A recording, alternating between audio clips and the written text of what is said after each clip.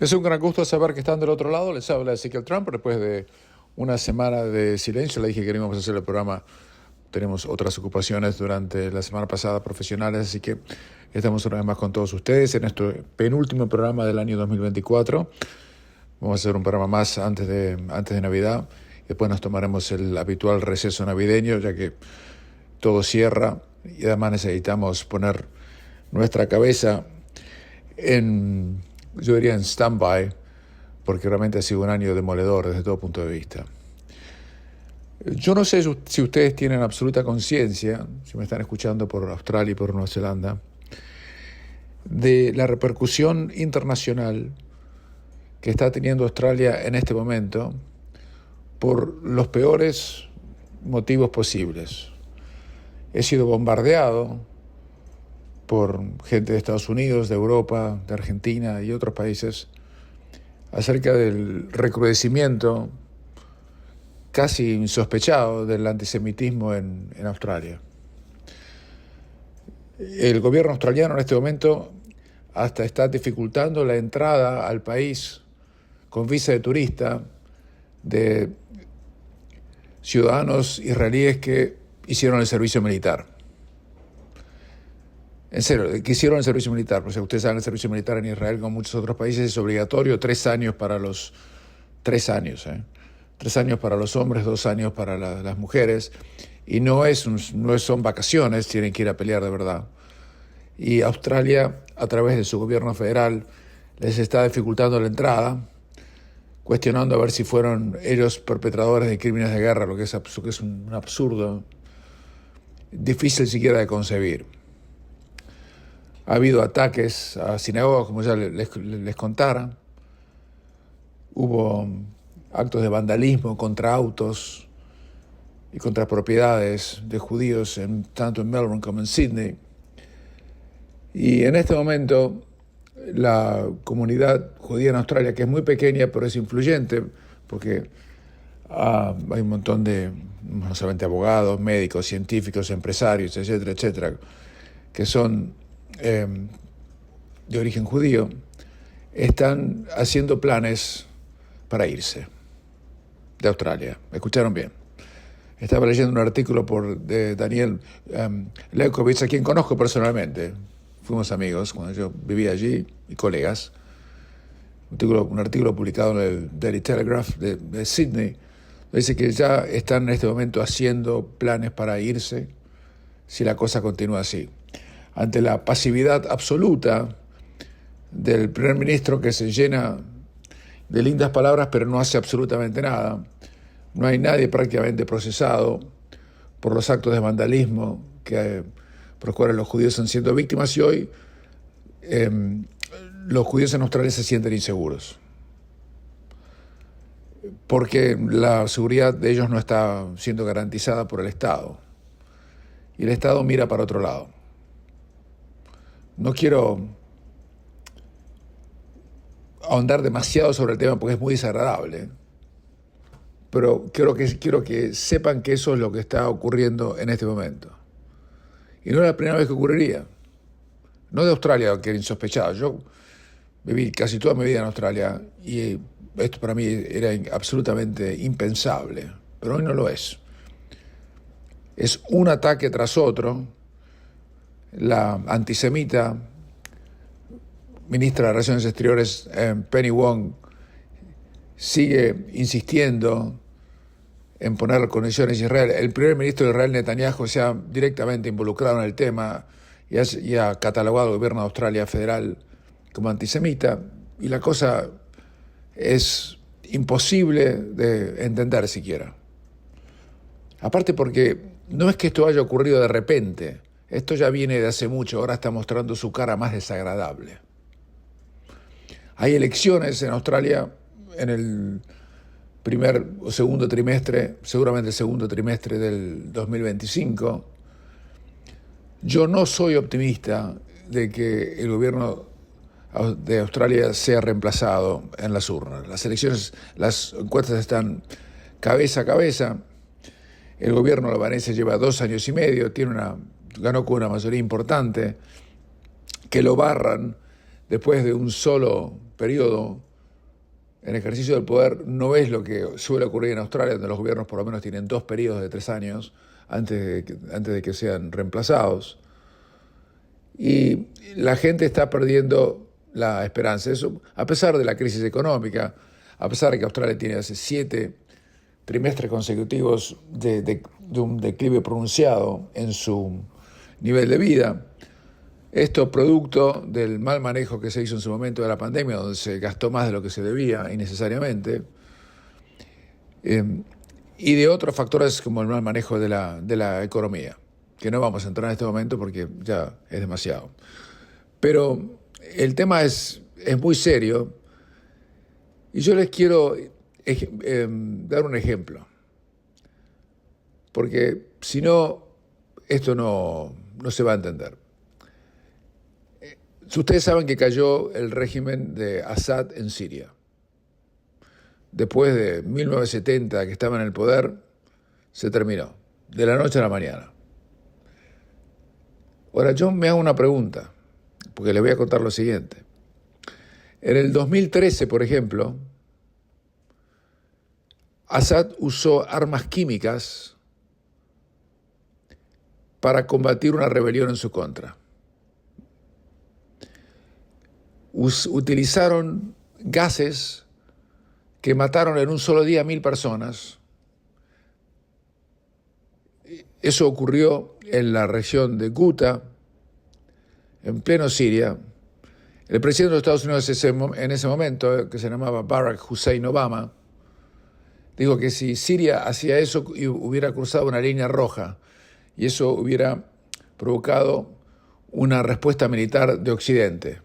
Bueno, cruzaron la línea roja y Occidente no hizo absolutamente nada. Y en un solo día mataron a más de 1.000 personas, el 21 de agosto del 2013, para ser claro, en una guerra civil que duró 13 años. Murieron centenares de miles de personas. ¿Ustedes vieron alguna manifestación en alguna calle de Sydney o de Sydney o de cualquier otro lado, protestando contra la masacre y el uso de armas prohibidas que utilizó Siria en ese momento? No la vieron porque no existió, yo sé que no. Todo eso, lo que estoy diciendo, ¿por qué se los cuento? Para que ustedes vean que cuando selectivamente se critica a un país por ejercer su derecho de autodefensa y no se dice nada contra un gobierno totalitario asesina a sus propios ciudadanos para mantenerse en el poder, estamos simplemente ejemplificando de qué se trata lo que les estoy diciendo y por qué está pasando lo que está pasando en Australia. Yo lo viví en carne propia, no pensé que era tan malo en su momento y lo atribuí, yo les conté anécdotas en su momento, no quiero volver a eso, como aberraciones singulares, pero no lo eran. El país está, en este momento, ha caído en un pozo ético, político, que la está llenando de oprobio internacional. No sé si ustedes fuera de Australia, si me están escuchando dentro de Australia, tienen conciencia de que la reputación del país está siendo destruida por el gobierno de Albanese y Wong. No sé si se dan cuenta de eso. Porque esto está siendo cubierto por todos los medios del mundo. Porque Australia se ha convertido en forma ostensible en una de las sociedades más racistas y antisemitas del mundo. Me parece increíble lo que les estoy contando. Ni tenía ganas hoy de hacer este programa porque sabía que esto era lo que tenía que contarles y realmente no tenía, ni me hace ninguna gracia porque me duele contárselos lo que estaba ocurriendo. Pero yo tengo información de lo que está pasando y de primerísima mano. Y circulan por todas las redes sociales protestas, pero por todas, acerca de lo que está ocurriendo en Australia y no lo pueden comprender. Lo que ha hecho, ustedes fíjense la ironía, Australia está dificultando o prohibiendo en algunos casos la entrada de ex soldados israelíes que hicieron el servicio militar y está dejando entrar a gente que viene directamente de Gaza y que apoyó explícitamente masacres perpetradas por Hamás durante décadas, cuyo único y explícito objetivo era asesinar a todos los que estaban del otro lado.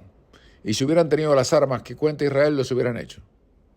Eso es lo que está pasando hoy en un país que era de los mejores del mundo, que lo sigue siendo en muchos respectos, pero que en este caso, siendo horriblemente, es como si hubiera caído en una dictadura, aunque no es una dictadura. No me interprete mal, no es una dictadura. Hay elecciones y podremos sacar al gobierno de ser necesario. Pero es como si le hubiera copado una ideología que nada tiene que ver con lo que piensa la mayoría de los australianos. El líder de la oposición, Peter Dutton, se opone a todo esto. Y es más, ya está tomando medidas para decir que se va a diferenciar de lo que están haciendo estas bestias que hoy están manejando el país tan irresponsablemente, tan livianamente.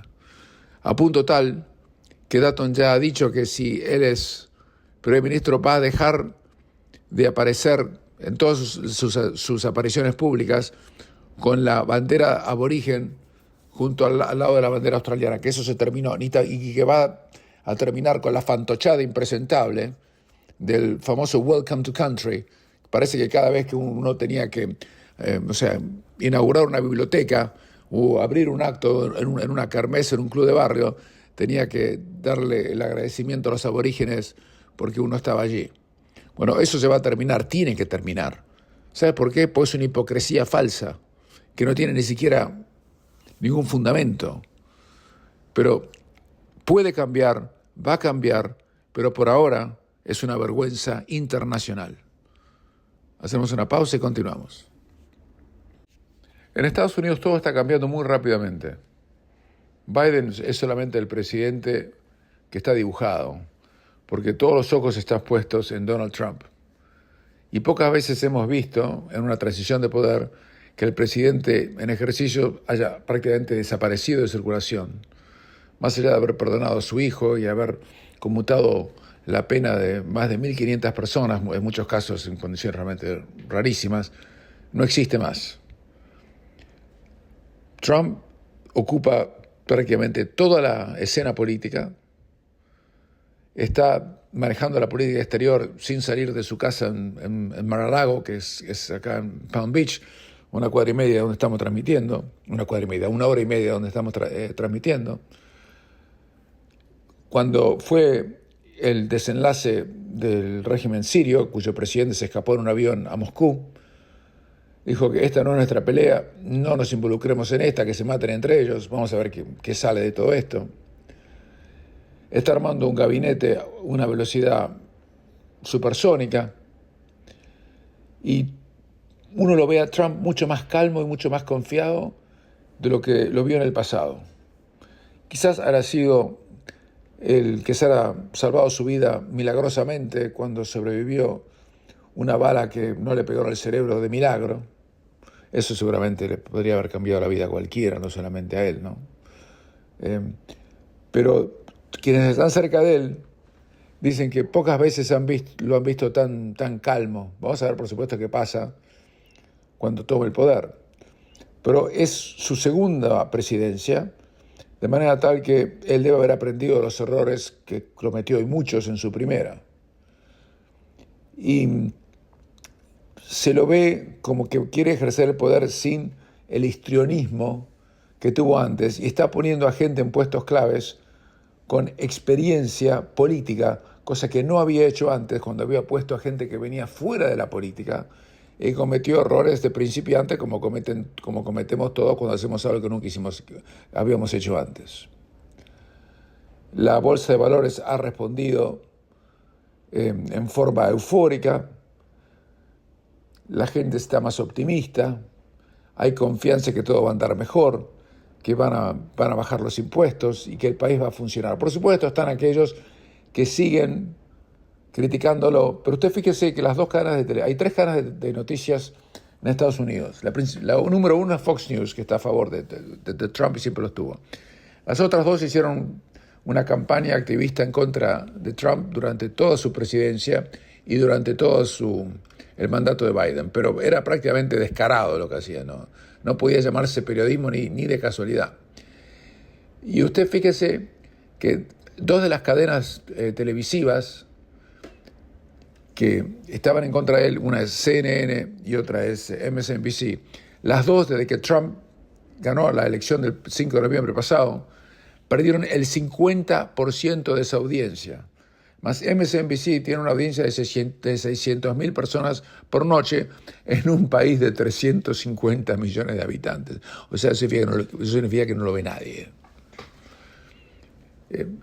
Y eso de alguna manera está demostrando que la gente le está dando la espalda a lo que fue una campaña de activismo político lamentable, que de periodismo no tuvo ni el nombre. Cambiando de tema, se cumplió un año de la llegada al poder en la Argentina del Javier Milei y que fue recubierta en todo el mundo. Yo no puedo decir si Milei está haciendo un buen o un mal gobierno porque es demasiado pronto.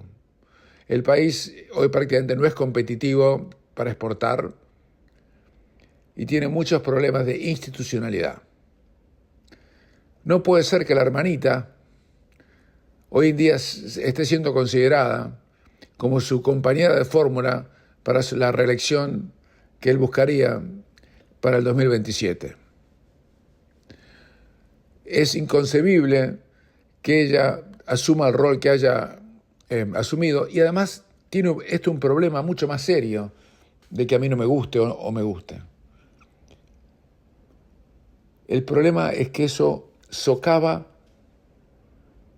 directamente las instituciones de la Argentina, porque no es la primera vez que pasa. Primero fue Perón e Isabel, después tuvieron a Néstor con Cristina, se iban a alternar en el poder de por vida, acuérdense, el plan se frustró porque murió súbitamente Néstor Kirchner en el 2010. Y ahora empezamos con Milei, la hermanita, que no tiene ningún título académico ni nada. Está peleado a muerte con la vicepresidenta Milei, con la vicepresidenta Villarruel. Se dicen cosas entre ellos en las redes sociales. Esto no es serio. Uno cuando asume el poder de lo que sea, tiene que ponerse otro traje y manejarse con prudencia, con calma, con sapiencia, con estilo. Y el tipo no está haciendo eso. Y yo creo que si bien siguen con impuestos demasiado altos, si bien siguen con el cepo cambiario, que para mí es invendible, si bien no sacaron el impuesto a los bienes personales, lo que es inexplicable, aunque sacaran todo eso y se manejaran como se tienen que manejar, Milei tiene que entender que si no se comporta como presidente y forma un equipo que no sea unipersonalista y que respete las instituciones que tiene cualquier república, está condenado al fracaso. Y se lo van a comer. Porque la popularidad que todavía goza hoy, más que nada por el pasado que encontró de los animales que estaban antes del poder, discúlpeme, pero yo de Fernández y Cristina Kirchner no puedo decir otra cosa.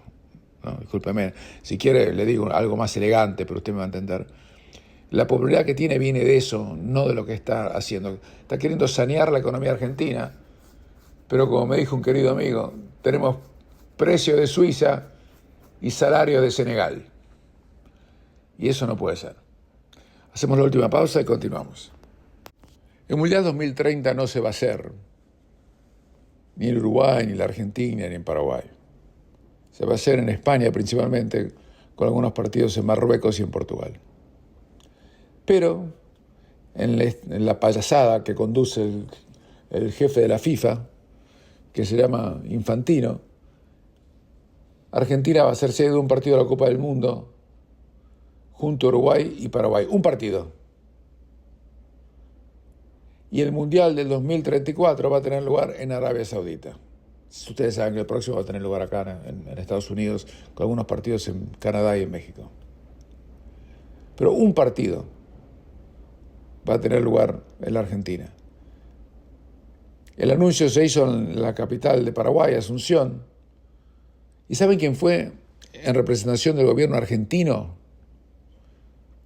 para aceptar esta nominación? Fue Karina Milei, la hermana del presidente, por eso es lo que está diciendo.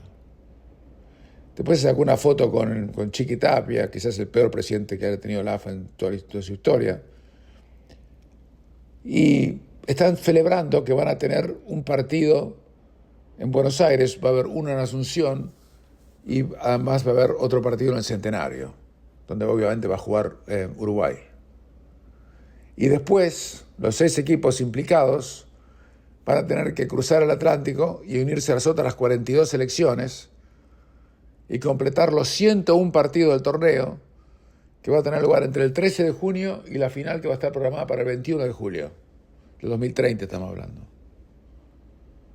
Por supuesto, España va a ser la sede principal de un torneo que se organizó por su cuenta en 1982 con Portugal, que nunca fue anfitrión de un mundial, y Marruecos, que va a ser el segundo país africano en organizarlo tras el Mundial de Sudáfrica del 2010. Pero es una payasada, un mundial de 101 partidos. Usted no va a poder ver 101 partidos ni aunque quiera. Además va a haber menos que cuando había 64, pues se va a cansar. Le va a pasar como le pasó con la Eurofarsa y como le debe estar pasando ahora con la Champions League, que nadie la puede entender ni seguir, ni los más futboleros fanáticos que uno puede encontrar, porque yo no la sigo y la gran mayoría de la gente que yo conozco, incluidos periodistas muy experimentados, no le están prestando ninguna atención hasta que empiece la segunda fase del torneo, porque hay ya tantos partidos que usted ya no sabe qué hacer. Mientras tanto, se jugó el clásico de Manchester y el equipo de Guardiola sigue en picada. Estaba ganando sin merecerlo 1-0 de local, y en los últimos 4 minutos concedió un penal increíble, y después Amat, un gran jugador, hizo un gol a lo Messi y definió el partido para el Manchester United, que tiene un plantel muy limitado donde no abunda el talento, y le ganó de visitante 2-1. Yo creo que son 8 o 9 partidos que Guardiola viene sin conocer la victoria. Y es como esos boxeadores que de repente noqueaban a cualquiera y de repente tienen mandíbula de cristales, como si les hubieran tirado al enchufe o si se hubieran quedado sin nafta. Algo más o menos así le está pasando a un equipo que era el que dominaba la liga inglesa. Ganó los últimos 4 campeonatos, para poner esto en perspectiva, cosa que nunca antes había ocurrido, que yo recuerde. Pero, estimados oyentes del otro lado, estamos viendo que del fútbol está quedando poco, porque uno tiene que estar mirando la liga local de los países que a uno le importan y de los equipos que a uno le importa. Ya no puede mirar el fútbol global porque es demasiado. Hay 8 partidos de fútbol todos los días. Eso es matar la gallina de los huevos de oro. En la Argentina, Vélez Sarsfield se consagró campeón del fútbol argentino, de otro campeonato absurdo, donde jugaron 28 equipos. Cuando iban 3/4 del torneo anularon los descensos y el año que viene van a jugar 30. Usted no puede ver 14 partidos por fecha, ni siquiera puede ver ni los compactos de 14 equipos por fecha en un país. Bueno, lo están matando. Esto está ocurriendo en todos lados. Los mejores campeonatos del mundo hoy, para mí, son el campeonato inglés, el campeonato español, el campeonato brasilero, quizás después le sigue la liga italiana, y después uno ya se olvidó, porque hay demasiado fútbol para ver, y uno no tiene ni tiempo ni ganas de poder verlo todo. Pero de eso y mucho más les voy a contar en el resumen anual que vamos a hacer en el próximo programa dentro de muy poquitos días. Por ahora les hablo Ezequiel Trump y será hasta la próxima.